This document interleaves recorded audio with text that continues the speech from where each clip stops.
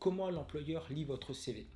C'est une question que chaque candidat doit se poser et dans cette vidéo, je vais vous apporter une partie de ma réponse. Bonjour à tous, bienvenue sur la chaîne. Moi c'est Fabrice, fondateur de Kitoko Job, une entreprise dédiée au développement de l'insertion professionnelle. Si vous êtes demandeur d'emploi, en reconversion professionnelle ou en charge d'un public spécifique tel que des étudiants, ce qui va suivre est fait pour vous. Le CV est le premier document de votre part que l'employeur va analyser.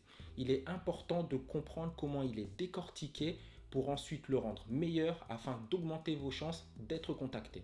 Pour cela, nous allons, comme à notre habitude, voir les deux positions, celui du candidat et celui de l'employeur. Tout d'abord, comment est constitué un CV? Le CV est composé de 6 catégories. En 1, le profil. Pour le candidat, c'est la partie la plus facile du CV parce qu'il n'y a pas de bonne ou de mauvaise réponse.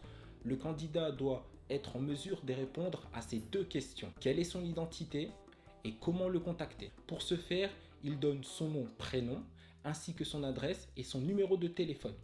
Il peut également compléter son profil de façon plus approfondie comme il est expliqué dans ma formation. Pour l'employeur, contrairement aux apparences, toutes les informations ont leur importance. De ce fait, cette catégorie peut déjà vous apporter des points en votre faveur pour votre candidature. En fonction du poste, pour des raisons totalement commerciales, l'employeur peut favoriser l'embauche d'une femme plutôt que d'un homme ou inversement. Le sujet fait débat, mais actuellement, les faits sont là, qu'on le veuille ou non. En fonction de votre lieu d'habitation, l'employeur va également favoriser la proximité du candidat.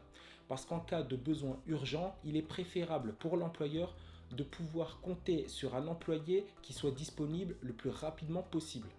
Retenez que ce qui est banal pour le candidat peut être un détail important pour l'employeur. En 2, les formations et diplômes.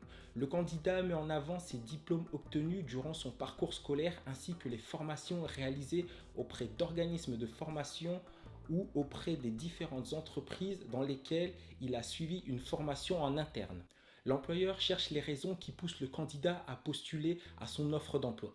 Il s'intéresse aux formations et aux diplômes en lien de près ou de loin au poste proposé, mais également en lien avec le secteur d'activité de la société. Évidemment, plus le lien est proche, plus vos chances de convaincre l'employeur augmentent. Retenez que pour faciliter votre argumentation, il est préférable d'avoir en votre possession au moins un élément en lien avec le poste ou le secteur d'activité de l'entreprise. En 3, les expériences professionnelles. C'est la catégorie la plus difficile pour les candidats. Ils se retrouvent souvent dans deux cas de figure. Soit ils n'ont pas assez d'expérience, c'est-à-dire qu'ils n'ont pas eu d'activité professionnelle qui soit significatif pour remplir leur CV, ou ont peu d'ancienneté sur leur poste précédent. Soit ils en ont trop pour que le tout soit contenu sur une seule page. Pour l'employeur, l'ensemble des expériences du candidat à son actif n'a pas d'importance. Qu'il en ait beaucoup ou pas, le principal critère qui sera pris en compte sera le lien direct avec le poste proposé. Dans l'idéal, le lien est évident car il se symbolise par le poste similaire ou un emploi dans une entreprise du même secteur d'activité. Dans le cas contraire, c'est au candidat d'établir un lien suffisant pour convaincre l'employeur. Retenez que toutes les informations n'ont pas la même valeur. À vous de faire le tri pour en tirer le meilleur argument. En 4, les compétences. Souvent, dans cette catégorie, les candidats mettent les différentes langues qu'ils sont en mesure de parler. Ajoutez à ça, ils intègrent les logiciels qu'ils savent utiliser. Les compétences, du point de vue de l'employeur, se résument en une seule phrase. Ils représentent ce dont vous êtes capable de faire sur le plan professionnel. C'est-à-dire que les informations présentes résument votre savoir-faire, vos connaissances. Si vous mettez en avant que les langues et les logiciels, il vous sera difficile de faire la différence. Retenez que cette catégorie est la clé de la porte qui vous sépare de l'étape suivante. En 5, les langues.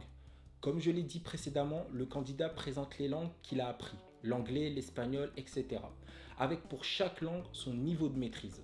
L'employeur va regarder les langues qui répondent à deux critères qui sont premièrement utiles à l'activité de la société, comme l'anglais pour travailler avec des collaborateurs ou des clients étrangers, et deuxièmement qui sont maîtrisées. Une chose qui a aussi de l'importance pour l'employeur, mais qui malheureusement est oubliée par le candidat, c'est la maîtrise de la langue française. C'est la langue couramment utilisée en France, cependant, elle n'est pas maîtrisée par tous. Retenez que votre intérêt se trouve dans les langues que vous maîtrisez, le français compris. En 6, les centres d'intérêt. En tant que candidat, vous espérez que vos loisirs plaisent à l'employeur sans se douter que cette catégorie reflète votre image. Exemple, exercer un sport de combat, pour certains, peut vous donner l'image d'une personne violente, ce qui n'est pas forcément le cas. Ou exercer du yoga peut vous donner l'image d'une personne qui est en mesure de gérer son stress. L'employeur va juger vos loisirs non pas en fonction de son plaisir, mais celui de l'intérêt de la société. Si le candidat aime la mode dans le secteur du prêt-à-porter, c'est un plus. Pareil pour la musculation dans le secteur du bâtiment. Retenez qu'il est plus judicieux de ne rien mettre plutôt qu'évoquer un loisir qui n'a pas d'intérêt pour la société. La vidéo touche à sa fin. Je vous remercie d'avoir suivi jusqu'au bout. Je vous dis bonne chance dans votre recherche d'emploi et rendez-vous au prochain épisode.